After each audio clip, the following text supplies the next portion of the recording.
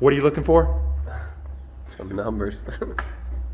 Well, oh wow, Dusty, I am now in 4K on your face. Oh my gosh, you can see everything. That is really good. So I upped the camera quality here a little bit since I had our main man, Chris Cron. No, he's fine. Say that he needed better quality. So here you go. What's this car, Dusty? It is. Oh yeah. Zl1. Oh yeah, 13 ZL1. This is a guy, our buddy John bought this one just a couple months ago.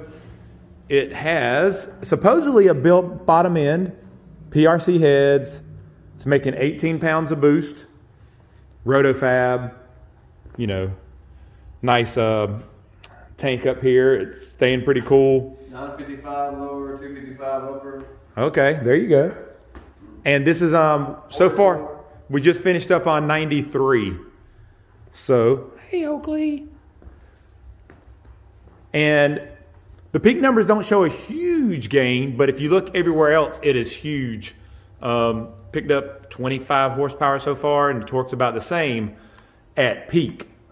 But if you look at everywhere else, there's 40 something. Yep. And you know, it just comes on so much smoother. His fuel pump control module was actually not unlocked, so it was causing it to lose fuel pressure during the run. Took a little time to figure that out, but These DSX aux pumps, when they kick on, the intake pumps, if they're not programmed, they cut back. They're like, oh, we got too much fuel pressure. So really, you need all your pumps. yep, and it was catching up about 5,000. It was realizing and going lean. Fuel pressure was dropping. Then it would come back when it lost fuel pressure. But that was just a pain in the butt. So now it's getting about 75 to 80 everywhere.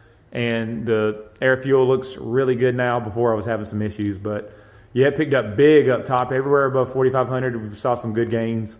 So it's going to be stout. Dusty now has the job of, unfortunately, now we have to get out only about 8 gallons so far now. I think it was 13. I've burned a few gallons out of this thing. We're going to drain all the 93 out because we want to see what a true 100% ethanol, or not 100%, 80% ethanol will do, or whatever we can get in this winter blend, as opposed to mixing it. So far so good. Dusty got one run. John and his buddy Todd just left, but they'll be back soon with some drinks. And no, we already have E85. So on to that.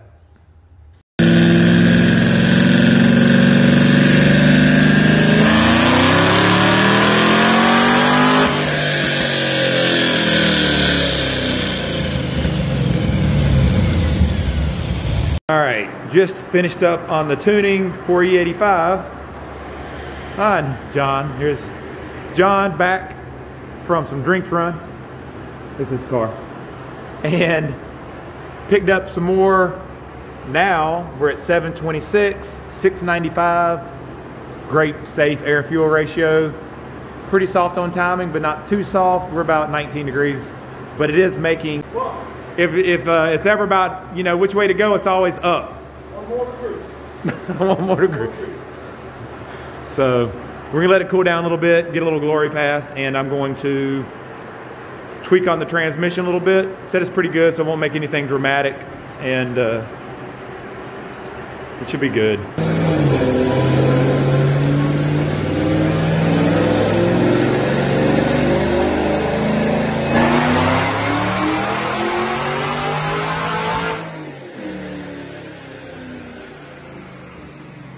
All right, so now we're finished. You happy with it? Oh yeah.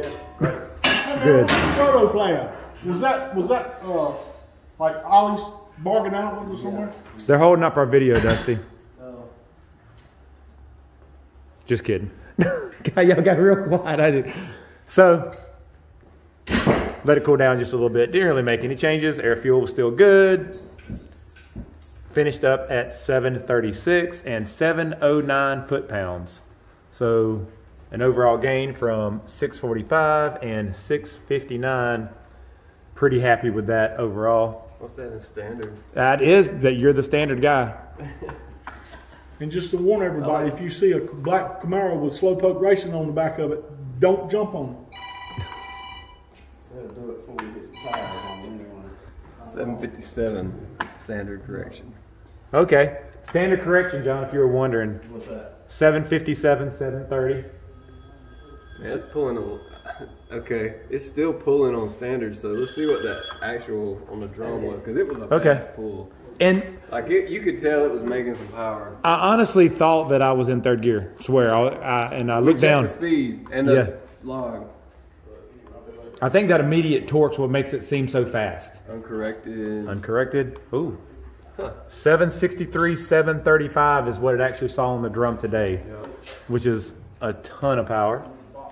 And the torque, I love the square numbers, you know, horsepower, torque, being close. I love that. So, thanks for doing that for us, Dusty. I appreciate it. He got me a run from the back too, and we'll get it island off the back of the dyno. Any takeaways from this one?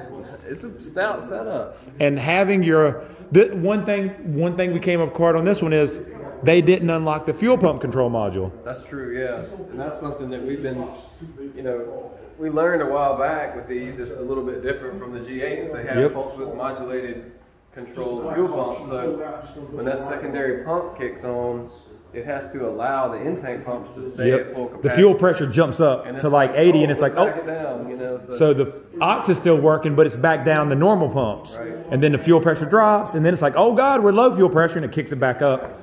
So anyways, we were able to get that done. We had to unlock the fuel pump control module. No big deal. Tweak that, and now it is regulating correctly.